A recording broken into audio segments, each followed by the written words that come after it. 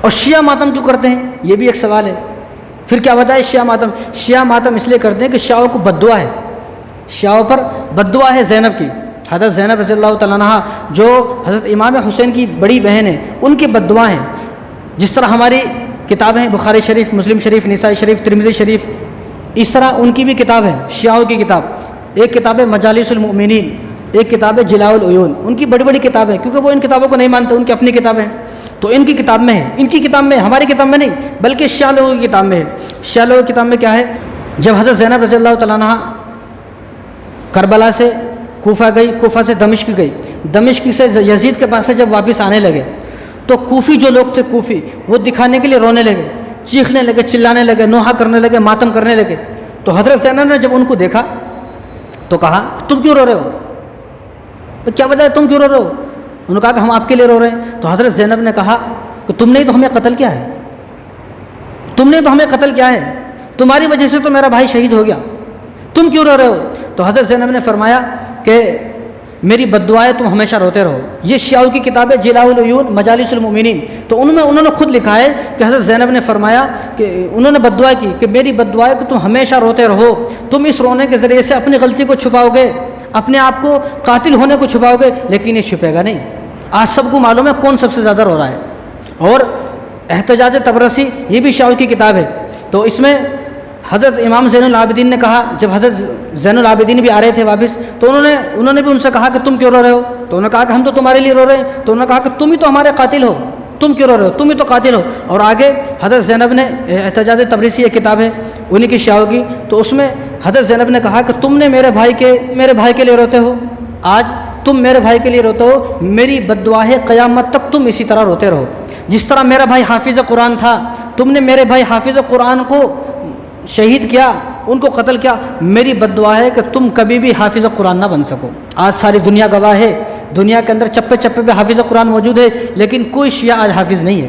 یہ حضرت زینب کی بد دعا ان کو لگ گئی ہے۔ اور ان کی کتاب مجالس المؤمنین شیعوں کی، اس میں لکھا ہے کہ کوفے کے سارے لوگ شیعہ تھے۔ کوفے کے سارے لوگ کون تھے؟ شیعہ تھے۔ اور اسی طرح البدایہ والنہایہ میں یہ روایت موجود ہے کہ جب امام حسین کو شہید کر دیا گیا، جب امام حسین کو سر کو نیزے پر لے جا کر یزید کے پاس لے جایا گیا، تو یزید کے گھر میں 3 دن تک ماتم ہوا، 3 دن تک یزید کے گھر میں ماتم ہوا، رونا چیخنا چلانا سب سے پہلے کس کے گھر میں ہوا؟ یزید کے گھر میں ہوا۔ اس لیے جو لوگ یہ دعویٰ کرتے ہیں کہ ہم کو امام حسین سے محبت ہے، اصل تو وہ یزید کے پیچھے چل رہے ہیں، یزید کو فالو کرنے والے وہ لوگ ہیں۔ اور شیعوں کا کہنا یہ ہے کہ جو ماتم کرے گا، ماتم کرنے کی وجہ سے اس کی بخشش ہو جائے گی، تو اس لیے میں کہتا ہوں کہ یزید کی بخشش ہو گئی پھر، کیونکہ سب سے پہلے تو یزید نے ماتم کیا، تو یزید کی تو بخشش ہو گئی۔ اور جو لوگ ڈھونگی تھے، کوفی تھے سارے، جن لوگوں نے قتل کیا، یہ بھی رو رہے ہیں، یہ بھی ماتم کر رہے ہیں، یہ بھی چیخنے چلا رہے ہیں، پھر تو ایسا لگتا ہے کہ ان سب کی بخشش ہو گئی۔ تو اس لیے ہمیں کسی کو امام حسین کا ماتم نہیں کرنا۔ کیوں؟ کیونکہ ہم واہ حسین والے ہیں، ہم ہائے حسین والے نہیں ہیں۔ ہمیں امام حسین پر فخر ہے، اور امام حسین ہماری نظروں میں جیت گئے، ہارے نہیں ہیں۔ اور ہارنے والے کا ماتم کیا جاتا ہے، جیتنے والے کا ماتم نہیں کیا جاتا۔ کبھی جیتنے والے کا کوئی ماتم کرتا؟ اور ہماری نظروں میں تو شیعہ خود بولتے ہارے کے جیت گئے، انہیں بھی بولتے جیت گئے، پھر جیتے ہوئے آدمی کا ماتم کائیں کو کر رہے بھائی؟ جیتے ہوئے کا ماتم نہیں کیا جاتا۔ اور ہم لوگ واہ حسین والے ہیں، ہم لوگ ہائے حسین والے نہیں ہیں۔ اور دوسری بات، شہید جو ہے وہ کہاں گیا مرنے کے بعد؟ اپنی شہادت کے پاس، اللہ سے گیا، اللہ کے پاس گیا۔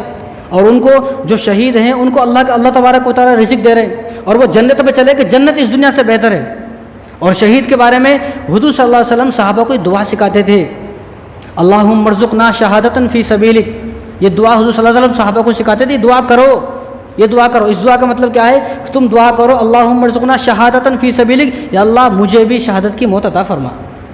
جب شہادت اتنی بری چیز ہے جو شیعہ سمجھ رہے ہیں، پھر حضور صلی اللہ علیہ وسلم دعا کیوں سکھا رہے ہیں؟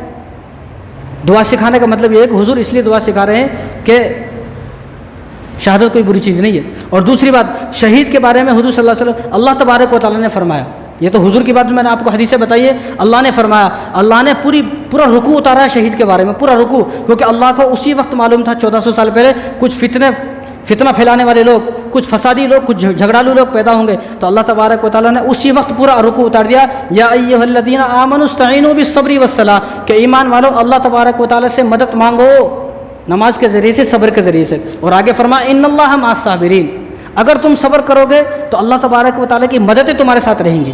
ولا تقولوا لمن يقتل في سبيل الله اموات، اور جو آدمی شہید ہو گیا، جس کو شہید کر دیا گیا، اس آدمی کو مردہ نہ کہو، یہ مردہ نہیں ہے، بل احیاء ولکن لا تشعرون، یہ تو زندہ ہے، اور وہ کیسا زندہ ہے؟ اب آگے کوئی آدمی سوچنے لگے کیسا زندہ ہے، تو اللہ تعالیٰ نے فرمایا بل احیاء ولکن لا تشعرون، یہ تمہارے سمجھ میں نہیں آئے گا، وہ کس طرح زندہ ہے مجھے پتا ہے، تمہارے سمجھ میں آنے والی بات نہیں ہے۔ اور آگے اللہ نے فرمایا وَلَنَبْلُوَنَّكُمْ بِشَيْءٍ مِّنَ الْخَوْفِ وَالْجُوعِ وَنَقْصٍ مِّنَ الْأَمْوَالِ، اللہ تبارک و تعالیٰ تمہیں آزماتے ہیں طرح طرح کی چیزوں سے، کبھی کاروبار میں نقصان ہو گیا، کبھی کسی کی وفات ہو گئی، کبھی کچھ ہو گیا، اس طرح آزماتے ہیں۔ جو ان تمام آزمائش پر صبر کرتا ہے وَبَشِّرِ الصَّابِرِينَ، خوشخبری اس آدمی کے لیے۔ اور آگے فرمایا الَّذِينَ اِذَا أَصَابَتْهُم مُّصِیبَۃٌ، جو وہ لوگ ہیں جو ہر مصیبت پر صبر کرتے ہیں۔ ایک تو قرآن ہے، ایک شیعوں کی بات ہے، قرآن کی بات ہے، تو ہمیں قرآن کو فالو کرنا ہے، شیعہ کی بات کو فالو نہیں کرنا ہے۔ الَّذِينَ اِذَا أَصَابَتْهُم مُّصِیبَۃٌ، جو آدمی نیک لوگ ہیں اور وہ ہر مصیبت پر صبر کرتے ہیں اور وہ کہتے ہیں قالوا انا للہ و انا الیہ راجعون، جو اللہ کا تھا وہ اللہ کے پاس چلا گیا۔ ہم بھی امام حسین کے بارے میں یہ کہتے ہیں کہ امام حسین اللہ کے تھے، اللہ کے پاس چلے گئے، جنتی تھے، جنت میں چلے گئے، حضور کے نواسے تھے، حضور کے پاس چلے گئے، فاطمہ کے بیٹے تھے، حضرت فاطمہ کے پاس چلے گئے، حضرت علی کے بیٹے تھے، حضرت علی کے پاس چلے گئے، ہم بھی یہ کہتے ہیں۔ تو اللہ یہی فرما رہے ہیں الذین اذا اصابتهم مصیبہ، جو لوگ نیک لوگ ہیں اور جو ہر مصیبت پر صبر کرتے ہیں، جب بھی ان کو کوئی مصیبت پہنچتی ہے تو صرف یہ جملہ بولتے ہیں انا للہ و انا الیہ راجعون۔ تو آگے اللہ نے فرمایا اولئک علیہم صلوات من ربہم ورحمہ، یہی تو وہ لوگ ہیں جن پر اللہ تبارک و تعالی رحمتیں نازل فرماتے ہیں۔ بات صاف ہو گئی، ماتم کی ساری باتیں صاف ہو گئی، سوگ کی ساری باتیں صاف ہو گئی۔ اولئک علیہم صلوات من ربہم ورحمہ، یہ کون لوگ ہیں؟ اللہ تبارک و تعالیٰ کی رحمتیں ان پر نازل ہوتی ہیں جو لوگ صبر کرتے ہیں۔ اولئک هم المہتدون، یہی لوگ ہدایت یافتہ ہیں، سیدھے راستے پر یہی لوگ ہیں جو ہر بات میں صبر کرتے ہیں۔ تو ہمیں بھی کیا کرنا ہے؟ امام حسین کی شہادت پر ہمیں بھی صبر کرنا ہے، ہمیں شریعت دیکھنا ہے۔ ایک طرف تو محبت ہے، ایک طرف شریعت ہے۔ کچھ لوگ بولتے ہیں تمہیں محبت نہیں ہے، ہمیں اس معاملے میں محبت نہیں دیکھنا ہے، ہماری محبت دل میں ہے۔ امام حسین کی کتنی محبت دل میں ہے یہ ہم چیر پھاڑ کے نہیں دکھا سکتے، ہمارے دل میں محبت ہے، لیکن ہم لوگ شریعت کو پہلے دیکھیں گے۔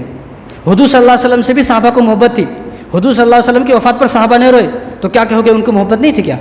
امام زین العابدین بیٹے ہیں آپ کے، آپ کی شہادت پر نہیں روئے، ماتم نہیں کیا، کیا امام زین العابدین پر بھی یہ فتویٰ لگاؤ گے کیا ان کو محبت نہیں تھی؟ لیکن ان کے سامنے محبت سے پہلے شریعت تھی، ان کو شریعت پر عمل کرنا تھا، تو ہمیں بھی پہلے شریعت پر عمل کرنا ہے۔ آج جو ہے ماتم کرنے والے، یہ سب خرافات کرنے والے شیعہ بہت تھوڑے ہیں، ہمارے سنی اس میں زیادہ ہیں۔ آج کل کیا کس کو فالو کرا جا رہا ہے؟ شیعوں کو فالو کرا جا رہا ہے۔ وہ شیعہ جو قرآن کو ماننے کو تیار نہیں، وہ شیعہ جو حضرت ابوبکر کو ماننے کو تیار نہیں، حضرت عمر، حضرت عثمان کو ماننے کو تیار نہیں، حضرت عائشہ رضی اللہ تعالیٰ عنہ پر جو تہمت لگاتے ہیں، اس قرآن کو وہ ماننے کو تیار نہیں۔ آج ان کی ہم لوگ مسلمان مان رہے ہیں۔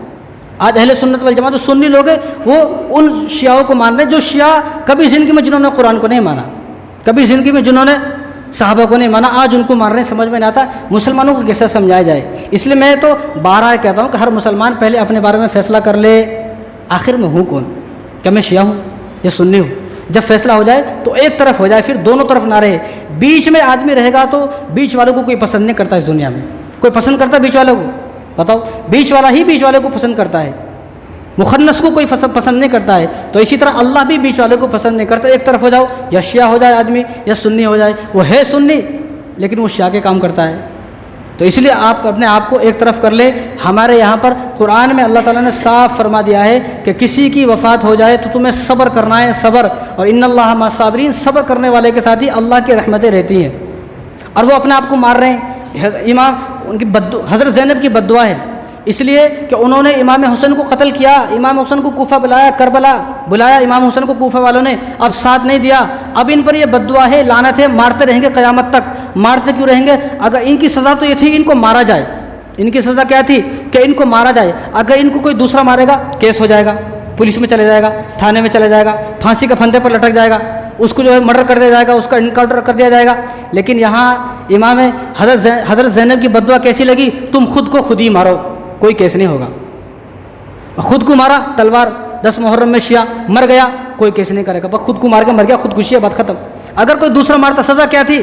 اصل سزا تو یہ تھی کہ دوسرے مارے، لیکن دوسرا مارے گا تو پھر یہ پکڑا جائے گا۔ اب بد دعا ایسی قیامت تک کے لیے ہے یہ بد دعا کہ وہ خود کو خود ہی مارے گا، خود ہی مر گا۔ کتنے لوگ مر جاتے ہیں اور اس کو یہ کہا جاتا ہے کہ یہ بھی شہید ہے، یہ خودکشی ہے، یہ شہید نہیں ہے۔ تو ہمیں قرآن کو فالو کرنا ہے۔ اور بعض لوگ جو ہے ان کو شوق چڑھا ہے، وہ ڈھول بجاتے ہیں امام حسین کی شہادت پر، باجا بجا رہے ہیں، ڈھولک بجا رہے ہیں، اور یہ کہتا ہے کہ ہمیں خوشی ہے، اس لیے بارہا بہت سارے علماء نے کہا ہے، میں بھی یہ کہتا ہوں، کسی کا بھی، سب کے والد صاحب ہوتے ہیں، جب والد صاحب کی برسی آئے، والد صاحب کا عرس آئے، تو اس دن بھی ڈھول بجاؤ، کیونکہ آج میرے والد صاحب اس دنیا سے گئے تھے، آج ہم باجا بجائیں گے، ڈی جے بجائیں گے، گانے گائیں گے، ناچیں گے۔ جب والد صاحب کا وفات کا دن آتا ہے تو سورت گرا کے نیچے بیٹھ جاتا ہے، سورت گرا دیتا نہیں۔ حالانکہ یہ ڈھول باجے بجانا اسلام میں حرام ناجائز ہے۔ اللہ نے سورہ مائدہ کے اندر فرمایا، آیت نمبر 90، اللہ نے فرمایا یا ایھا الذین آمنوا انما الخمر والمیسر والانصاب والازلام رجس من عمل الشیطان، یہ جوا، سٹا، تاش، ڈھول بجانا، باجے بجانا، گانا ناچنا، یہ سارے کام شیطان کے کام ہیں، اور شیطان تمہیں جہنم میں لے جائے گا۔ اس لیے میں کہتا ہوں جو امام حسین کی شہادت پر ڈھولک بجاتے ہیں، انہوں نے اتنے خاندان کے لوگ ان کے خاندان سے اپنے چلے گئے، اپنے خاندان کے لوگوں پہ ڈھول بجاؤ۔ بھائی آج ڈھول بجا رہا، کیوں؟ آج کے دن میری والدہ جو ہے اس دنیا سے چلی گئی تھی، آج میرے کو ڈھول بجانا ہے، کوئی بھی نہیں بجاتے۔ لیکن امام حسین کے جب 10 محرم آیا، اب ڈھول بجا رہے ہیں، باجے بجا رہے ہیں، مستی مزے کر رہے ہیں، ناچ رہے گا رہے ہیں، یہ کیسا اسلام ہے؟ اسلام کا مذاق بنا کر رکھ دیا ہے۔ اس لیے میں تو یہ کہتا ہوں کہ جن لوگوں کو شوق ہے 10 محرم کو ڈھول بجانے کا، تو وہ ایک کام اور کریں اس سال، کیا کریں کہ فلسطین کے مسلمان 40,000 شہید ہو گئے، جاؤ اب 40,000 جو مسلمان شہید ہو گئے ان کا نام کا بھی ڈھول بجاؤ۔ بھائی شہید کے لیے ڈھول بجا رہے ہیں نا، یہ بھی تو شہید ہوئے ہیں، ان کے نام کا بھی ڈھول بجاؤ، پھر ان کا نام کا کیوں نہیں بجا رہے؟ تو اس لیے ڈھول وول کچھ بجانا نہیں ہے، بس مستی مزہ مسخرہ پن کا ہے، اور جہاں عیاشی ہوتی ہے، آج کل مسلمان جو ہے عیاشی کو پسند کرتے ہیں۔ دین اصل میں ہے کیا وہ سمجھنے کو تیار نہیں ہے۔ دین صرف وہی ہے جو 1400 سال پہلے آ چکا، اللہ نے اعلان فرما دیا الیوم اکملت لکم دینکم، بس یہی دین ہے۔ اس کے علاوہ 1400 سال کے بعد کی جتنی باتیں سب بیکار کی باتیں، ہماری بنائی ہوئی باتیں ہیں۔